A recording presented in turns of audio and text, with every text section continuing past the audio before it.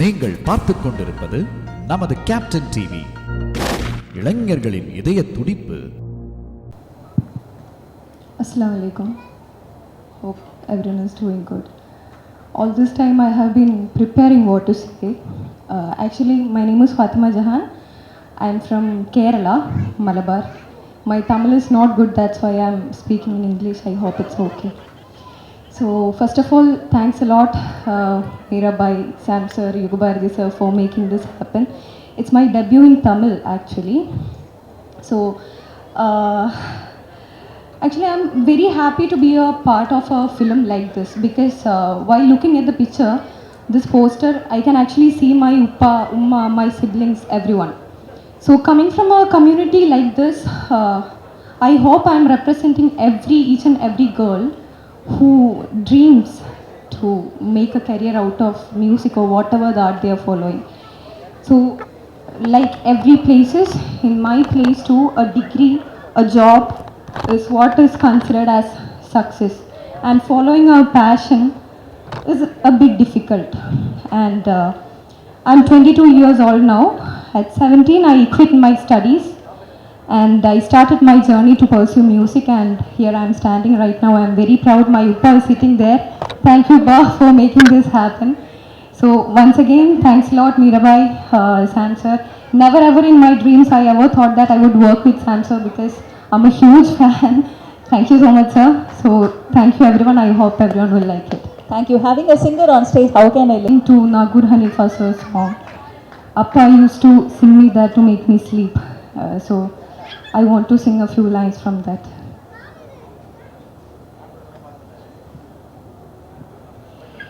இறைவனிடம் கையேந்துங்கள், அவன் இல்லை என்று சொல்லுவதில்லை.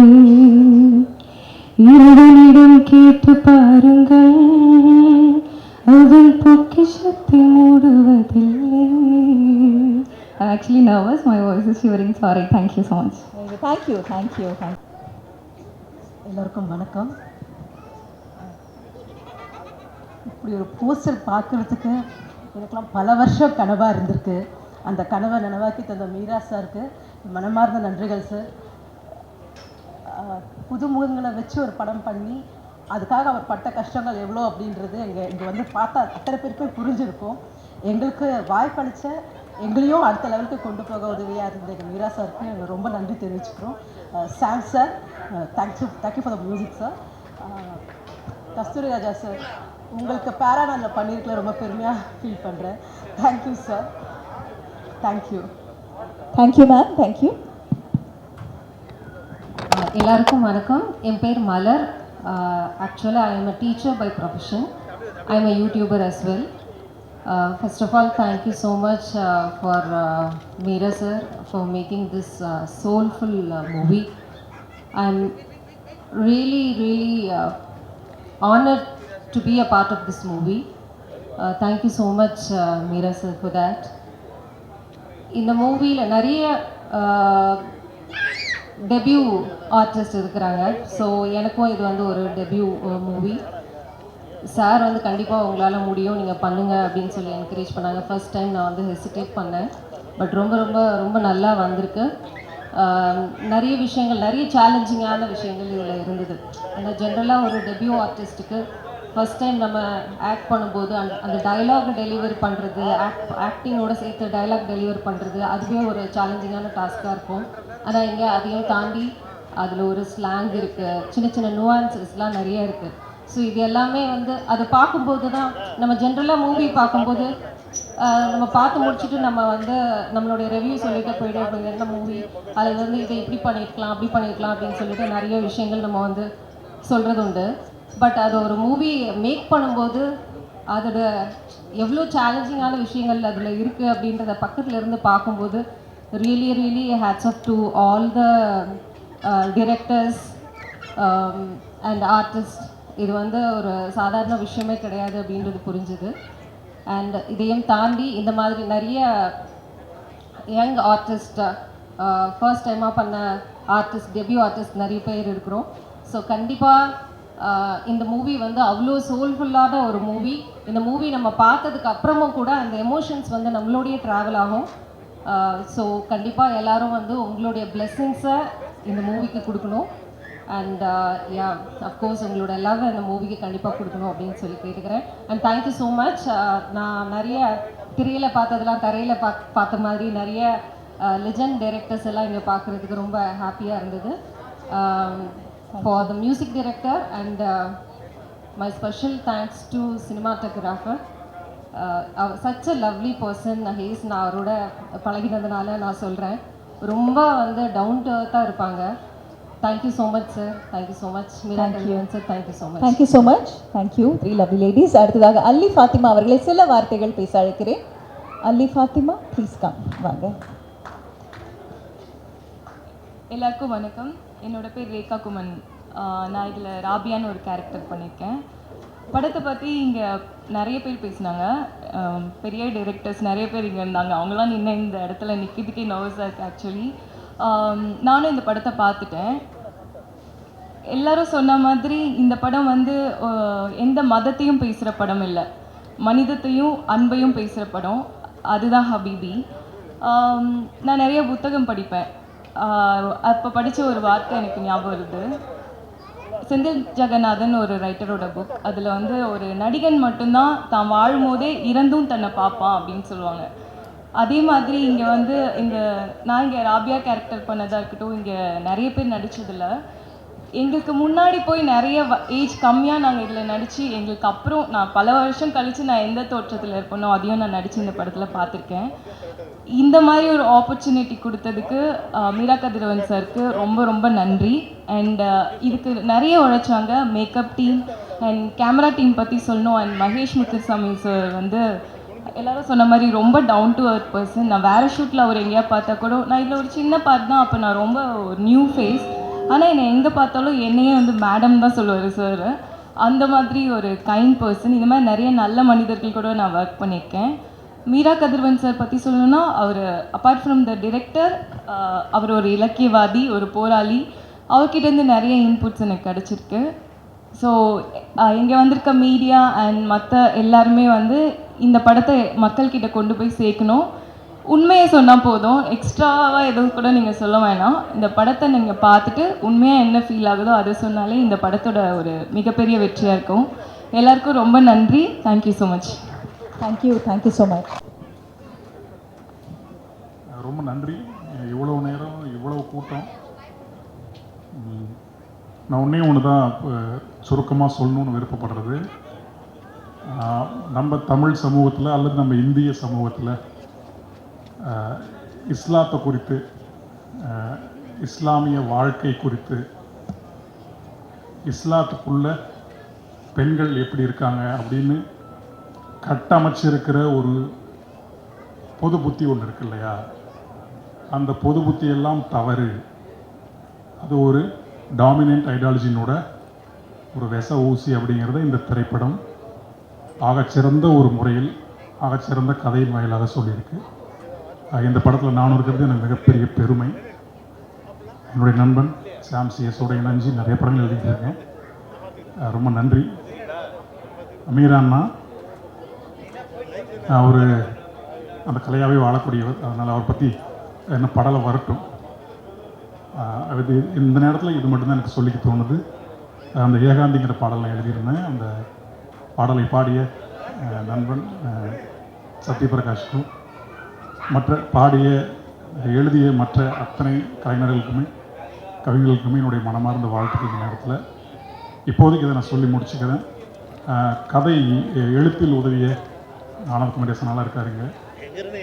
நிறைய பேர் இந்த படத்துக்காக தங்களுடைய கனவை போட்டிருக்காங்க. திரைப்படம் மீண்டும் நான் படம் ஃபுல்லாக பார்த்து முடிச்ச பிறகு எனக்கு தோணுது ஒன்று தான். நாம் ஒவ்வொரு முறையும் நம்ம தமிழ் சமூகத்தில் இஸ்லாத்து குறித்து மிகவும் தவறான காமன் சென்ஸ் வந்து பதிவச்சுப்பட்டுகிட்டே இருக்குது. அது நம்ம இந்த மாதிரி படங்களை பார்த்து இது ஒரு படமாக எனக்கு தெரியவே இல்லை. படம் பார்த்த பிறகு ஒரு ரியல் டாக்குமெண்ட் இந்த படம். இஸ்லாமிய வாழ்க்கை குறித்த ஒரு உண்மையான ஒரு அசலான ஒரு டாக்குமெண்ட்டாக தான் அந்த படம் இருக்க போகுது. திரைப்படங்கள் தயவு செய்து ஒரு ரியல் டாக்குமெண்ட்டாக வரத்துக்காக ஆடியன்ஸ் ஆகிய நாமளும் கொஞ்சம் பங்கெடுக்கணும்னு நான் விருப்பப்படுறேன். நாம் ரொம்ப தவறான கதை சொல்லல்களுக்கெல்லாம் உறுதுணையாக இருந்து கைத்தட்டி ஒரு உண்மையான திரைக்கதையோ அல்லது உண்மையான வாழ்க்கை சொல்லக்கூடிய படங்களையோ ரொம்ப தவற விட்டுறோம். அதன் விளைவாக நம்ம நிறைய சந்திக்கிறோம், நமக்கு அது உரைக்கவும் மாட்டேங்குது. இந்த ஹபீபி திரைப்படம் உறுதியாக உண்மையான மனிதனுக்குள்ளே இருக்கக்கூடிய உண்மையான வாழ்க்கையை சொல்லியிருக்கிறது. அத்தனை பேர் நம்ம பார்க்கணும். நம்ம பார்த்தா தான் நம்மளுடைய மண்டை வந்து திறக்கும். இந்த படத்தை எழுதிய, இயக்கிய, தயாரித்த அவங்க மட்டும் இந்த படத்தின் மூலமாக பிழைக்க போகிறதில்லை. குறிப்பாக நான் ஹபீபி பற்றி சொல்கிறேன். ஹபீபி மாதிரியான திரைப்படங்கள் நம்ம பார்ப்பதன் மூலமாக நம்ம அத்தனை பேரோட மண் கொஞ்சம் திறக்கும். நம்ம ரொம்ப மூடியே வச்சுக்கிட்டு இருக்கோம். எல்லாத்தையும் தப்பாக நமக்கு சொல்லிக் கொடுத்து பின்னாடியே பண்ணிக்கிட்டு இருக்கோம். ஆக தயவுசெய்து இந்த படத்தை பார்த்து அழுது உள்ளுக்குள்ளே கொஞ்சம் உள்ளொளி பெற்ற அப்படிங்கிற ஒரு நம்பிக்கையிலையும் ஒரு துணிவிலையும் நான் சொல்கிறேன். இந்த திரைப்படத்தை தயவுசெய்து அத்தனை பேரும் வந்து பாருங்கள். நமக்குள்ளே பதிய வைக்கப்பட்டிருக்கிற தவறான தப்பர்த்தங்களை இந்த திரைப்படம் நமக்கு காட்டி கொடுத்து நம்மளை நல்லபடியாக வழி நடத்தும். மற்றபடி எல்லோருக்குமே என்னுடைய மனமார்ந்த நன்றி.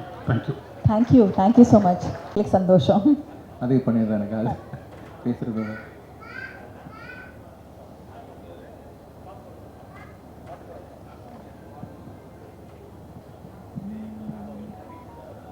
நீ வாழ வாழ்வுண்டு இங்கே, நீ சாயத்தோளுண்டு இங்கே, மாறாத ஏதுண்டு இங்கே, நீ மாறும் நாள் வந்ததிங்கே. ஓ ஏகாந்தி ஏகாந்தி ஏங்காதே ஏகாந்தி, ஏதேதோ நீ தேடி வாடாதே ஏகாந்தி, மாற்றமே மாய பேரொளி, வாழும் வாழ்க்கையே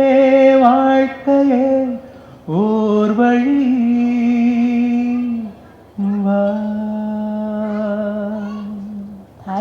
இந்த அருமையான பாடலை பாடுறதுக்கு வாய்ப்பு கொடுத்த மீரா கதிரவன் சார் இந்த அழகான பாடலை கம்போஸ் பண்ணி இன்னும் நிறைய பாடல்கள் அவருக்கு நான் பாடிருக்கேன். தேங்க்யூ ஸோ மச் சாம்சி பிரதர். அண்ட் அழகான ரொம்ப அழகான வரிகள். இந்த பாடலை வந்து கண்டிப்பாக கேளுங்க. இந்த வரிகளை நிறையா கவனிச்சு பாருங்கள். ரொம்ப நான் பாடும்போது ரொம்ப என்ஜாய் பண்ணி பாடின ஒரு பாடல், எஸ்பெஷலி வரிகள். அண்ட் இந்த நேரத்தில் thank you so much. Soulful words and soulful singing ரெண்டு பேருக்குமே. எல்லாருக்கும் வணக்கம். என் பேர் தனஸ்ரீ. நான் இந்த மூவியில் கத்திச்சாப் அப்படின்னு கேரக்டர் பண்ணியிருக்கேன். Habibi is my first film. So அதோட எக்ஸைட்மெண்ட், ஹாப்பினஸ், curiosity எல்லாமே இருக்குது. I'm actually waiting for the release, and first of all thank you to Meera sir, and also the cinematographers, the whole crew, for giving me such a good character. I think I pulled out it really well. So yeah, thank you everyone. Thank you so much. Thank you.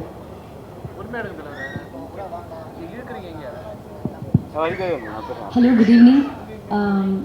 I'm Anushraya Rajan. தமிழில் இதுதான் என்னோட first movie. அது கொஞ்சம் hit அடித்து release ஆகிறதுக்கு. And I have done one Malayalam movie, Madhuvidhu. It's running on theatres, now running in theatres. And இந்த Habibi movie பற்றி சொல்லும்போது ஆக்சுவலி ஃபர்ஸ்ட் மீரா சார் தான் என்னோட மைண்டில். ஏன்னா மீரா சார் இந்த கேரக்டர் எனக்கு கொடுத்ததுக்கு ரொம்ப thanks. Actually, a huge thanks to him and cinematographer Mahesh Muthu sir, and makeup Salim uncle, and costume department, and Sam CS for music. Everyone, thank you so much. ரொம்ப நல்லா வந்திருக்கு. நான் படம் இது வரைக்கும் பார்க்கவே இல்லை. May 28th உங்கள் கூட தான் தியேட்டரில் பார்க்க போகிறோம். And wishing all the success for movie, and thank you so much.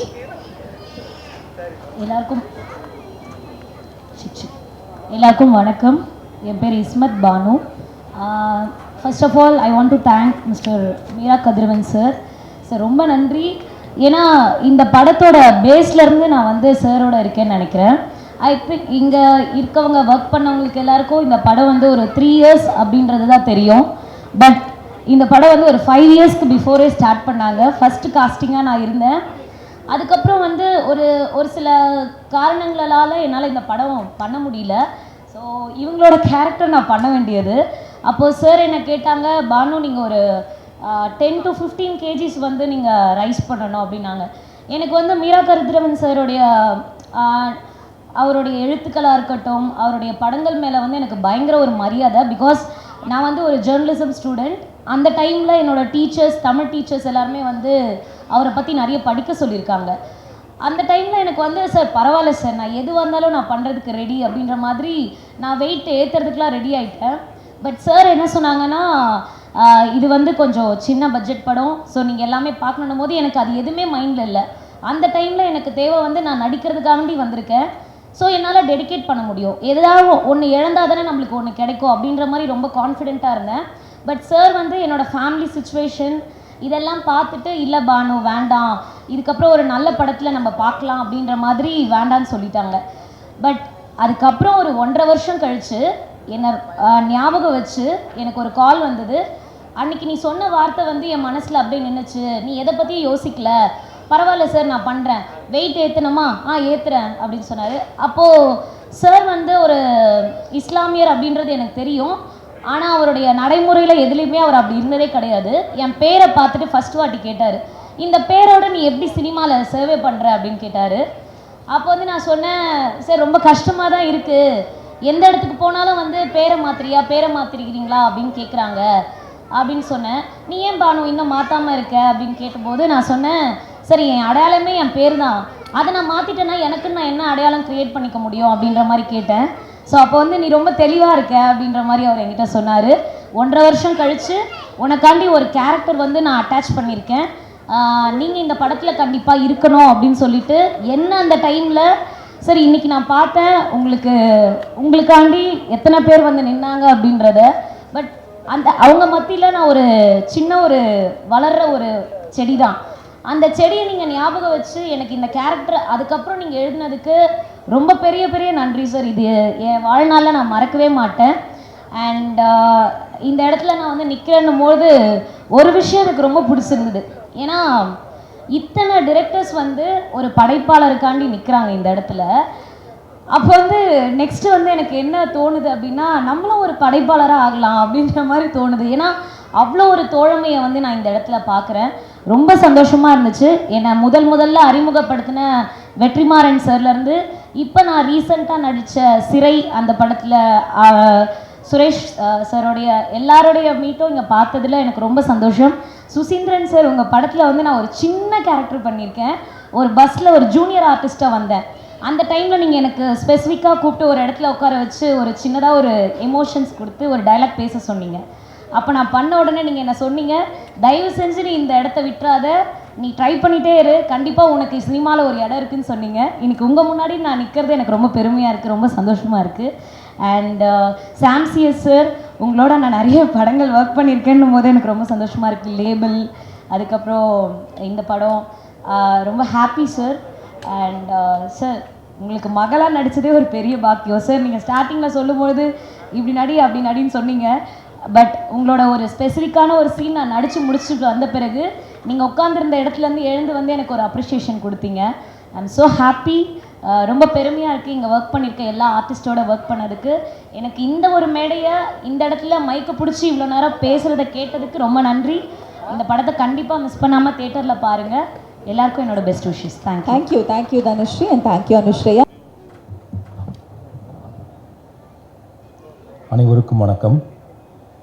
கண்ணாடி வாப்பா, காதர் மீரா, முகமது யூசுஃப், மம்மாத்து என்கிற முகமது ஃபாத்திமா, அபுதாகிர், ராஃபியா, பைரோஜா, சேதுமான், சாலியா, அமீர், நிலோஃபர், சுலைமான், ஹயா மரியம், ஃபகத், கதிஜா பர்வீன், சாகுல் அமீர், ருஃபீனா, அனீஸ், உதுமான், காதர், அன்வர், சேட், அக்பர் ராஜா, முபாரக், சாகுல், சுல்தான், ஜாஃபர், மொய்தீன், முகமது, ஜீனத், ஹசன், அலி, அப்பாஸ், சொக்கம்பட்டி ஹமீத், மசூத், மைமூன், மன்சூன், நசீர், நைனார், ரஃபீக், மஸ்தான், கமீலா, இத்தனை இஸ்லாமிய பெயர்களை தமிழில் திரையரங்கில் ஒரே படத்தில் ஒலிக்க கேட்பது இதுவே முதல் முறை. ஒரு நூற்றாண்டுக்கு மேற்பட்ட தமிழ் சினிமாவில் இந்த பெயர்களை அதனுடைய அர்த்தத்தோடு காட்சிப்படுத்திய இயக்குனர் திரு மீரா கதிரவன். எனக்குள் சுமந்து திரிகிற ஊரை, குடும்பத்தை, ஒரு காதலை, எனக்கு தெரிந்த மனிதர்களின் வாழ்க்கையை நான் உங்களோடு பகிர்ந்து கொள்ள விரும்புகிறேன் என்கிற மீரா கதிரவனுடைய வரிகளோடு ஹபீபி படம் தொடங்குகிறது. ஆனால் அவருடைய ஊருக்காக நம்மிடம் இரக்கம் கேட்டு வரவில்லை. என் ஊருக்காக நீங்கள் அழுங்கள் என்று சோகம் சம்பாதித்து வரவில்லை. இல்லை, என் ஊர் தான் உலகத்தின் சிறந்த ஊர், என் ஊர் மனிதர்கள் தான் உலகத்தின் சிறந்த மனிதர்கள், வீரத்திற்கு நாங்கள் பெயர் போனவர்கள் என்று தற்பெருமை சுயவெருமை பேசக்கூடிய ஒரு கதையும் அவர் செய்யவில்லை. இல்லை, என் ஊரில் ஒருவன் இருந்தான், அவன்தான் உலகத்தின் மகா கதாநாயகன், அவன் எல்லா தடைகளையும் தாண்டி எல்லாவற்றையும் வெற்றி பெற்றான் என்று ஒரு கதாநாயகனுக்கு சொல்லக்கூடிய ஒரு கதையும் அவர் சொல்லவில்லை. இல்லை, வெற்று அரசியல், நேரடி அரசியல் பேசி திரையரங்கில் கைதட்டி வாங்கக்கூடிய வசனங்களையும் எழுதக்கூடிய ஆர்வமும் அவருக்கு இல்லை. ஆக மீரா கதிரவன் என்னதான் செய்கிறார்? நம் கரம் பிடித்து அவருடைய ஊருக்கு கூட்டிச் செல்கிறார். அந்த ஊர் நம்முடைய ஊரை போல தான் இருக்கிறது. அந்த ஊருக்கும் நம்முடைய ஊருக்கும் பெரிதாக எந்த வித்தியாசமும் இல்லை. வேண்டுமானால் வெகு நாட்களாக நாம் அவர் ஊருக்கு செல்லவில்லை, இல்லையெனில் அவர் ஊருக்கு சென்றதே இல்லை. அந்த ஊரினுடைய வட்டார வழக்கை நமக்கு அறிமுகப்படுத்துகிறார். அது திருநெல்வேலியில் மற்ற வட்டார வழக்கை போல தான் இருக்கிறது. வேண்டுமென்றால் 2-3 வேறு துலாம் அது மாதிரியான வார்த்தைகள் இருக்கலாம். வட்டார வழக்கிலும் எந்த வித்தியாசமும் இல்லை. மதராசா என்கிற அந்த காட்சி, மதராசா என்கிற அந்த பள்ளிக்கூடம் எப்படி இருக்கும் என்கிற காட்சி எனக்கு தெரிந்து தமிழ் திரையுலகத்தில் நான் பார்த்தவரை இதுதான் முதல் முறை. இதற்கு முன்பு மதராசாவை பற்றி நான் படித்து உருவாக்கிய பிம்பங்கள், இல்லை மதராசாவை குறித்து நமக்கு போதிக்கப்பட்ட கதைகள், நம் மனதில் உருவாக்கி வைத்திருந்த அந்த மதராசா சித்திரத்தை முற்றிலுமாக மாற்றி அது ஒரு நமக்கு தெரிந்த நம்மூரில் இருக்கக்கூடிய ஒரு ஆரம்ப பள்ளிக்கூடம் போல்தான் இருக்கிறது. நம்மூர் ஆரம்ப பள்ளிக்கூடத்தில் இருக்கக்கூடிய குழந்தைகளைப் போல்தான் அந்த மதராசாவிலும் குழந்தைகள் இருக்கிறார்கள். ஆக இந்த நம் வாழ்விற்கும் அவர் வாழ்விற்கும் எவ்வளோ வித்தியாசம் என்று பார்த்தால் வித்தியாசமே கண்ணுக்கு தெரியல. நம் வீட்டில் இருக்கக்கூடிய அடுப்படி போல்தான் அவர் வீட்டு அடுப்படியும் இருக்கிறது. நம் வீட்டில் அடுப்படியில் அமர்ந்து பெண்கள் பேசுவது போல்தான் அந்த வீட்டு அடுப்படியின் பெண்கள் பேசுகிறார்கள். இந்த படத்தில் பிரியாணி செய்யும் காட்சி இடம்பெறவே இல்லை. இந்த படத்தில் கசாப்பு கடைக்கு போய் ஒருத்தர் மட்டன் வாங்கிட்டு வர்ற மாதிரியோ, இல்லை கசாப்பு கடையில் ஒரு பாய் கறியை வெட்டுகிற மாதிரியோ ஒரு ஷாட் கூட இல்லை. இந்த படத்தில் பச்சை தாயத்து போட்டுக்கொண்டு எந்த முஸ்லீமும் வரவே இல்லை. ஆக பச்சை தாயத்து போடப்படாத ஒரு முஸ்லீம் படம், கசாப்பு கடை காட்டப்படாத ஒரு முஸ்லீம் படம், பிரியாணி சமைக்காத ஒரு முஸ்லீம் படம் என்றும் இதை சொல்லலாம். இது நாம் அடிக்கடி பார்க்கக்கூடிய படத்தை போல தான் இருக்கிறதே தவிர எனக்கு தெரிந்து வேறு எந்த மாற்றமும் பெரிதாக இருப்பதாய் தெரியவில்லை. குழந்தைகளுக்கு காது குத்தும் போது நாம் வாழைப்பழத்தை வாயில் வைப்போம், இதில் சுண்ணத்து செய்யும்போது ஆரஞ்சு மிட்டாயை வாயில் வைக்கிறார்கள். நம்மளையும் பணம் தான் படுத்துகிறது, அவர்களையும் பணம் தான் படுத்துகிறது. ஆக இந்த படம் என்னதான் சொல்கிறது? அந்த ஊரிலும் பள்ளிக்கூடம் இருக்கிறது. அந்த பள்ளிக்கூடம் நம்முடைய பள்ளிக்கூடம் போல தான் இருக்கிறது. அந்த பள்ளிக்கூடத்தில் சுதந்திர தின விழாவை கொண்டாடுகிறார்கள். அவர்களும் சுதந்திர தின விழாவை நம்மை போல தான் கொண்டாடுகிறார்கள். அவர்களும் ஜனகணமனவை நம்மளைப் போல தான் பாடுகிறார்கள். அவர்களும் தேசிய கொடியை அதே போன்றுதான் குத்திக் கொள்கிறார்கள். ஆக எந்த பெரிதான மாற்றமும் இல்லாத ஒரு உலகத்தை, ஒரு ஊரை நமக்கு அறிமுகப்படுத்துவதன் மூலமாக மீரா நம்மிடம் சொல்வது, நாம் எல்லாம் ஒரு தாய் வயிற்று பிள்ளைகள். ஹபீபி என்கிற படம் அதைத்தான் நிறுவுகிறது. இதுவரைக்கும் இஸ்லாமியர்கள் குறித்தும், இஸ்லாமிய கருத்தாக்கங்கள் குறித்தும், இஸ்லாமிய பெண்கள் குறித்தும் உருவாக்கப்பட்டிருந்த மொத்த சித்திரத்தையும் மாற்றக்கூடிய, தூக்கி எறியக்கூடிய, அதை நம் மனதிலிருந்து முற்றிலும் அகற்றக்கூடிய ஒரு படம் தான் ஹபீபி. இந்த படம் இதுவரை நம் மனதில் இருந்த எல்லாவற்றையும் மாற்றிவிடும். இதுவரைக்கும் நம்ம என்ன நினச்சிருந்தோம்னா, பொதுவாகவே தமிழ் சினிமாவில் பெண்களை ஒரு மாதிரி தான் காட்டுவோம். ஆனால் இஸ்லாமிய பெண்கள்லாம் நம்ம என்ன நினச்சிருந்தோம்னா, அவங்க வீட்டுக்குள்ளேயே இருப்பாங்க, வெளில வந்தால் கூட முகத்தை மூடிக்குவாங்க, அவங்க ஆண்கள்கிட்ட பேசலாம் கூட மாட்டாங்க, அவங்களுக்கு காதல்லாம் வராது, அவங்க எழுத்தே பேச மாட்டாங்க, அவங்க முடிவே எடுக்க மாட்டாங்க அப்படின்னு நினச்சிட்டு இருந்தால் இந்த படத்தில் எல்லாமே தலைகளாக இருக்குது. இந்த விளம்பரத்தில் பார்த்தா கூட எனக்கு தெரிஞ்சு இப்படி ஒரு வேறு தமிழ் படம் விளம்பரம் வந்திருக்கான்னு தெரியல. 3 ஆண்கள் 8 பெண்களா, 7 பெண்களோ 8 பெண்களோ எனக்கு தெரிஞ்சு இப்படி ஒரு போஸ்டர் நான் இப்படி பார்க்குறேன். ஆண்கள் குறைவாகவும் பெண்கள் அதிகமாகவும் இருக்கக்கூடிய போஸ்டரை ஒரு மீரா நம்ம கொடுத்துருக்கிறார். ஆக இது எப்படி சொல்லலாம், இது இந்த படம் என்ன கொடுக்கும் உங்களுக்கு அப்படின்னு நான் என்ன சொல்கிறேன்னா, இந்த படம் கண்டிப்பாக இது ஒரு காதல் கதை அல்ல, ஆனால் காதல் இருக்கிறது. இது ஒரு தனி மனிதனின் கதை அல்ல. இன்னும் மீரா வார்த்தையில் சொல்லப்போனால் கண்ணாடி வாப்பா குடும்பத்தின் 8வது தலைமுறை பற்றியான ஒரு படம். கண்ணாடி வாப்பா குடும்பத்தின் 8வது தலைமுறை பார்ப்பதன் மூலியமாக நாம் மீராவின் ஊரையும் மீராவின் மனிதர்களையும் நம்மால் பார்க்க முடிகிறது. அப்படி பார்க்கும்போது நமக்கு என்ன தோன்றுகிறது என்றால், நாம் நினைத்திருந்த அனைத்தும் போய், நாம் இஸ்லாமியர்களை குறித்து புது புத்தியில் வைத்திருக்கும் அனைத்தும் போய் என்பதை இந்த படம் ஆணித்தரமாக நிறுவுகிறது. ஸோ இந்த படத்தை என்னவென்று நிறைய பேர் சொன்னாங்க, இது ஒரு மிஸ்கின் சொன்னார், இது இஸ்லாமிய படம் அப்படின்னு சொல்ல வேண்டாம் அப்படின்னு சொன்னார், அப்படி பிரிக்க வேண்டாம்னு சொன்னார். அதில் பிரிக்கையில் என்ன தப்பு இருக்குன்னு எனக்கு தெரியல. அது ஒன்றும் பிரிப்பு கிடையாது. தமிழில் வெளிவந்திருக்கக்கூடிய வெளிவரப்போகிற முதல் அசல் தமிழ் இஸ்லாமிய சினிமா இதுதான். தமிழில் தலித் சினிமா இருக்கும் பொழுது, தமிழில் வெவ்வேறு வகையான சினிமாக்கள் இருக்கும்போது ஏன் ஒரு இஸ்லாமிய சினிமா இருக்கக்கூடாது? இந்த படம் எடுக்கிறப்ப எல்லாரும் என்னென்னா ரொம்ப ஈஸி நினைக்கிறாங்க. இல்லை, ஒரு 5 வருஷமாக எடுத்துகிட்டு இருக்காரு மீரா. இந்த படத்தை 5 வருடம் இப்போ யோசிப்பாங்க, நீங்கள் 5 வருஷமாக அந்த படத்தை நடிச்சிட்டு இருக்கீங்கன்னு நினைக்கிறேன். ஆக்சுவலாக ரொம்ப எப்படி உடம்பை மெயின்டைன் பண்ணீங்கன்னு தெரியல. எனக்கு உங்கள் பேர் அபுன்னு தான் ஞாபகம் இருக்குது, உங்களுடைய நிஜ பேர் மறந்துச்சு சார். நான் கூட என்ன நினைக்கிறேன்னா, இனிமேல் உங்கள் பேர் எனக்கு கஸ்தூரிராஜான்னு ஞாபகம் இருக்காது. நீங்கள் எடுத்த அந்த நாட்டுப்புற பாட்டு எனக்கு ஞாபகம் இருக்காது. நீங்கள் தனுஷோட அப்பான்னு கூட எனக்கு ஞாபகம் இருக்காது. எனக்கு நீங்கள் இனிமேல் யூசுஃப் தான். உங்களை இனிமேல் உள்ள தமிழ் சினிமா என்னுடைய நினைவில் நான் யூசுஃபாக மட்டும்தான் பார்த்தேன். அதுக்கு தேசிய விருது கிடைக்குது கிடைக்கல, பாராட்டல, இது மாதிரி ஒன்று இவை பார்த்ததே இல்லை sir. Hats off you. And நீங்கள் இனிமேல் யூசுஃப் தான், உங்களுடைய பேர் மாற்றப்பட்டதுங்கிறதா அர்த்தம். இப்போ சேரன் சார் சொன்னார், என் பேர் நான் கொஞ்சம் நேரம் சம்சுதின்னு நினச்சிட்டு இருந்தேன்னு சொன்னார். நான் இப்படி சொல்கிறேன், உங்கள் பேர் சம்சுதீனாக இருந்தாலும் சரி, உங்கள் பேர் சேரனாக இருந்தாலும் சரி, உங்கள் பேர் ராமாக இருந்தாலும் சரி, உங்கள் பேர் கஸ்தூரிராஜாக இருந்தாலும் சரி, உங்கள் பேர் மீரா கதிரவனாக இருந்தாலும் சரி, இல்லாட்டி மீரா கதிரவன் இயல்பு பேரான அபுல் ஹசனாக இருந்தாலும் சரி, இந்த படம் உங்களுக்கு ஒன்றை சொல்லும். நாம் அனைவரும் ஒன்று, நம் காதல் ஒன்று, நம் குணம் ஒன்று, நாம் அனைவரும் மனிதர்கள், நாம் அனைவரும் தமிழர்கள் என்பதை சொல்லும். இது ஒரு அசல் தமிழ் இஸ்லாமிய சினிமான்னு சொல்லிட்டு இன்னொன்று நான் சொல்ல விரும்புகிறேன். ஏன்னா ஒரு தமிழ் இலக்கியம் படித்தவன், நான் சைவ இலக்கியமும் படித்தேன், வைண இலக்கியமும் படித்தேன், சீரா புராணமும் படித்தேன், ரட்சணி யாத்திரையும் படித்தேன். இது எல்லாமே தமிழ் பக்தி இலக்கியங்கிறது கீழே தான் வருமே தவிர தனித்தனியாக வர. ஆனால் இப்படி சொல்லலாம், தமிழில் இதுவரை பதியப்படாத ஒரு புதிய வாழ்வியலை பதிவு செய்யக்கூடிய ஒரு தமிழர் வாழ்வியல் படம் அப்படிங்கிறது இதை சொல்லுங்கள். இது ஒரு மிக முக்கியமான ஒரு விஷயமா நான் பார்க்குறேன். ஏன்னா தமிழில் வெவ்வேறு வட்டார வழக்கு பேசுகிறோம், அப்படி இஸ்லாமியர்கள் பேசுகிற ஒரு வட்டார வழக்கு புது வழக்கு. ஸோ இத்தனை சிறப்பு உடைய இந்த படத்துக்கு நிறைய பேர் இவ்வளோ மீரா சொன்னார், கொஞ்சம் வெயிட் பண்ணுங்கள், கடைசியாக பேசுங்க. எனக்கு தெரிஞ்ச நிகழ்ச்சி தொடங்கி 5 மணி நேரம் ஆயிடுச்சுன்னு நினைக்கிறேன். 6 மணிக்கு தொடங்கணும். மீடியாலாம் வெயிட் பண்ணுறாங்க. கண்டிப்பாக 5 மணி நேரம் அதீத காலம்தான். ஆனால் 5 வருடம் ஒரு இயக்குனர் ஒரு படத்திற்காக காத்திருக்கிறார் என்றால் அவர் எத்தனை எதிர்ப்புகளை சந்திப்பார். ஒரு 5 வருஷம் ஒரு படத்தை வச்சுட்டு இருக்கிறதுங்கிறது சும்மா இல்லை. சுசிக்கு எனக்குலாம் தெரியும் நினைக்கிறேன். சுசி கூட அவ்வளோ வச்சதில்லை, நாளாக வச்சுட்டு இருந்திருக்கேன்.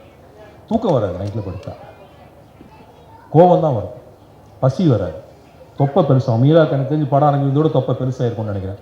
நிறைய பேர் நினச்சிவாங்க சினிமாக்காரன் குடிச்சு தொப்பை வரும். இல்லை, தூங்காமல் வர தொப்பை தான். படம் ரிலீஸ் ஆகிறப்ப சுகர் கூடும், தூக்கம் வராது, வீட்டிலேயே சந்தேகம் வரும். சாத்தையும் கூட கேட்டிருப்பாங்க வீட்டில், சார் என்ன சார் ஒரு படம் நடிச்சேன்னு போனீங்க, எப்போ வரும்? பார்க்குறவங்கலாம் கேட்பாங்க, எப்போ என்னாச்சு படம், ஏன் படம் வரலையா, என்ன பிரச்சனை?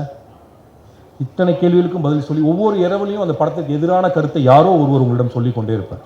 அந்த சீன் ஒர்க் ஆகலை, அந்த ஷார்ட் ஒர்க் ஆகலை, அதை மாற்றிட்டீங்கன்னா, நீங்கள் ஹீரோவை மாற்றிங்கன்னா படம் ஓகே ஆயிரும் அப்படின்னு சொல்லுவாங்க. இந்த படத்தில் ரொம்ப நல்லா நடிச்சிருக்கீங்க, வேறு யாரை போட்டிருந்தாலும் அது அப்படி வந்திருக்காரு. இப்படி என்னென்னமோ கருத்துக்கள் வந்துகிட்டே இருக்கும். மியூசிக் டேரக்டர் போவோம், மியூசிக் டேரக்டர் பொறுத்த வரைக்கும் அது ஒர்க், அவர் போஸ்ட் ப்ரொடக்ஷன் வந்து சேருவார். அவருக்கு 5 விட காத்திருப்பு தெரியாது. ஆனால் நீங்கள் ரொம்ப நல்லா ஹெல்ப் பண்ணியிருக்கீங்க சார். உங்களுடைய music will take this movie to ஒரு மெயின் ஸ்ட்ரீம் ஆடியன்ஸ் இன்னும் பக்கத்தில் கொண்டு போவோம். உங்களால் I can feel the emotion. ஆனால் நான் மீராவை தான் ரொம்ப இதாக சொல்லுவேன். ஏன்னா இதில் நிறைய பேர் நிறைய இடங்களில் வந்து இந்த படத்தை தோல் கொடுத்துருக்காங்க. கஸ்தூரிராஜா சார் சொன்ன மாதிரி அனைத்து புகழும் இறைவனுக்குன்னு சொன்ன அனைத்து புகழும் மீரா கதிரவனுக்கு இந்த படத்தை பொறுத்த வரைக்கும். ஸோ இதை நான் வந்து ரொம்ப ட்ரமாட்டிக். இப்போ மீரா வந்து எனக்கு இந்த படத்தில் கிட்டத்தட்ட ஒரு 2 வருஷமாக மீரா கூட இருக்கேன். சுரேஷ் காமாட்சி என்னை வந்து மறக்க முடியாது. இந்த படத்தில் ஒரு நிலை வந்து அது அடுத்த இடத்துக்கு போகிறப்ப அதுக்கு உறுதுணையாக வந்து அவர் வந்து வி ஹவுஸ் ப்ரொடக்ஷன் சுரேஷ் காமாட்சி சார். அவர் வந்து இந்த படத்துக்கு ஒரு நம்பிக்கையை வெளியில் மார்க்கெட்டில் க்ரியேட் பண்ணார். அதுக்கப்புறம் நான் வந்து சார் கருப்புசாமி சார் ப்ளீஸ் பறந்து போவை திரையரங்குக்கு கொண்டு வந்த என் பிரிய திருக்குறி அண்ணன் Karuppusamy sir, GK brothers productions, இவங்க தான் இந்த படத்தை இன்றைக்கி திரையரங்கு கொண்டு வராங்க. இவங்க இல்லைன்னா இந்த படம் இவ்வளோ சிறப்பாக ஒரு க்ரீன் பார்க்கில் ஆடியோ லான்ச் நடத்தி கிட்டத்தட்ட 180 தேட்டர் 200 தேட்டர் எய்ம் பண்ணிகிட்ருக்கேன்னு சொல்கிறாரு. பறந்து போ அவருடைய முதல் படம், ஹபீபி அவருடைய 2வது படம். ஸோ அவருடைய ரசனை வந்து ரொம்ப வியத்தகு ஒரு ரசனை. நான் வந்து படம் பார்த்தாரு, நான் பண்ணுறேன்னு ஒரே வரியில் சொல்லிட்டு போயிட்டார். அது மேலே எந்த பேச்சுமே இல்லை. இன்றைக்கி இந்த படம் இவ்வளோ திடமாக வருவதற்கு ஒரு மிக முக்கியமான காரணம். ஸோ மீரா கதிரவனும் ஹபீபியும் வெற்றியடைவதற்கு நான் துவா செய்கிறேன். நன்றி, வணக்கம். அனைவருக்கும் வணக்கம்.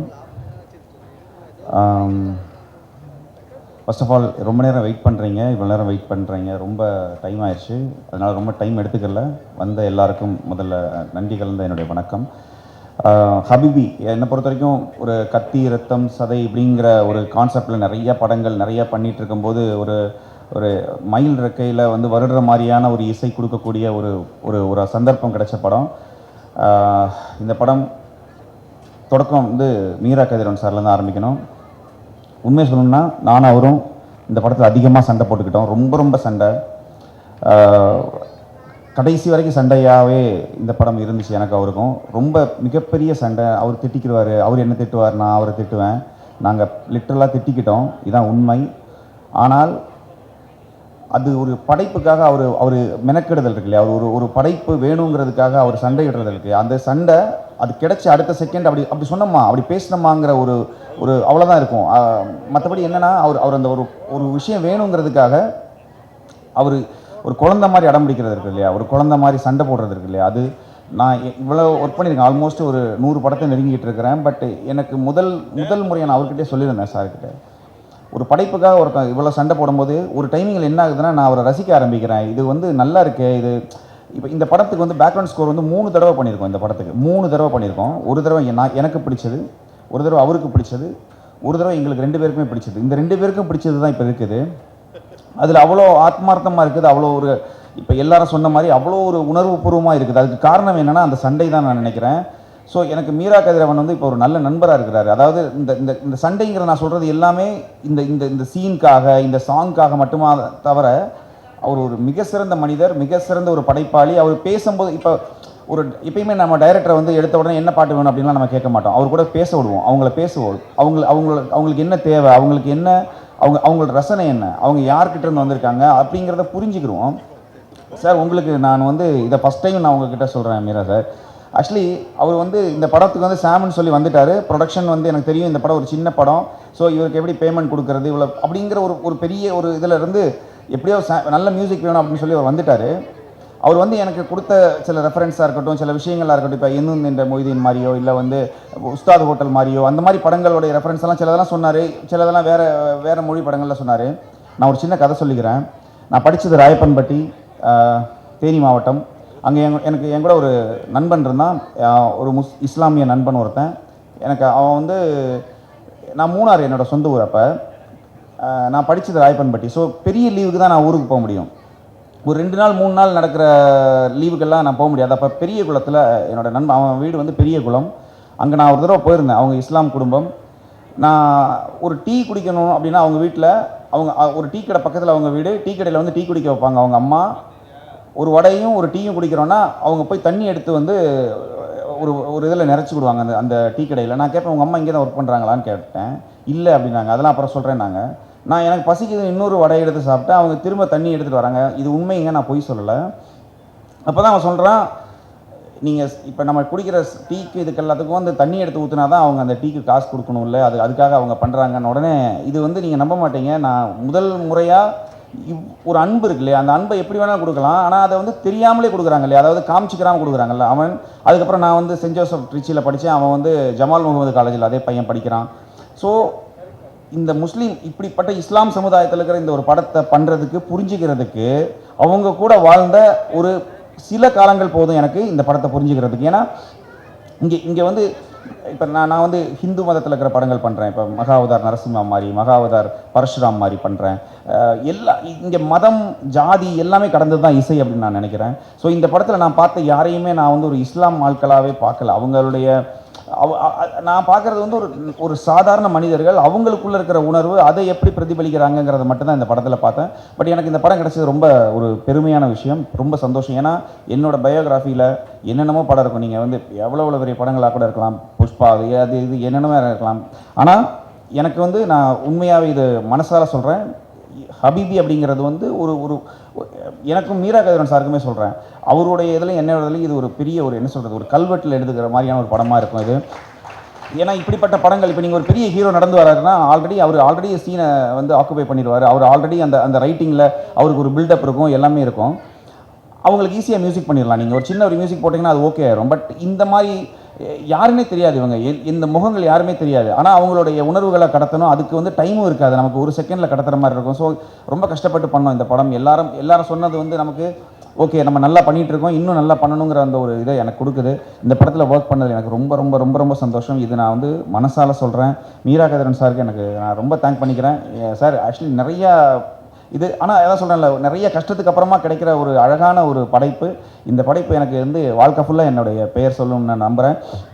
இந்த படத்தில் வந்து சாங்ஸ் எல்லாமே நீங்கள் இப்போ வழக்கமாக என்ன பண்ணுறதுன்னா ஒரு சாங் ரெஃபரன்ஸ் எடுத்து பண்ணுவோம். பட் எனக்கு ரெஃபரன்ஸ் எடுக்கவே தோணலை. என்ன ஏதாவது புதுசாக பண்ணிடலாம்னு சொல்லி நிறைய சாங்ஸ் பண்ணி அவருக்கு பிடிச்சி இப்போ எண்டாக ஒரு ஆல்பமாக கேட்கும்போது சில இடங்களில் நமக்கே அழுக வரும், அந்த மாதிரி இருக்குது எனக்கு. ஸோ எனக்கு ஃபுல் திருப்தியாக இருக்குது இந்த படத்தில். ஒரு படத்தில் உங்களுக்கு இந்த ஆல்பத்தில் எந்த பாட்டு பிடிக்கும், ஏதாவது ஸ்பெஷல் இருக்கான்னு கேட்பாங்க இல்லையா, இந்த படத்தில் எனக்கு எல்லா பாட்டுமே ஸ்பெஷல். ஸோ இந்த படத்தில் எனக்கு பாடின சிங்கர்ஸ் எல்லாருக்குமே நான் தேங்க் பண்ணிக்கிறேன். கபிலன், ஸ்வேதா மோகன், சத்யபிரகாஷ், விஜய் நாராயண், ஃபாத்துமா, அபர்ணா, ஹரிஷ் ராகவேந்திரா சார் ஒரு பாட்டு பாட்டிருக்கிறாரு, ரிஸ்வான் வந்து நிறைய பேக்ரவுண்ட் ஸ்கோர்லாம் நிறைய பாட்டுருக்காரு.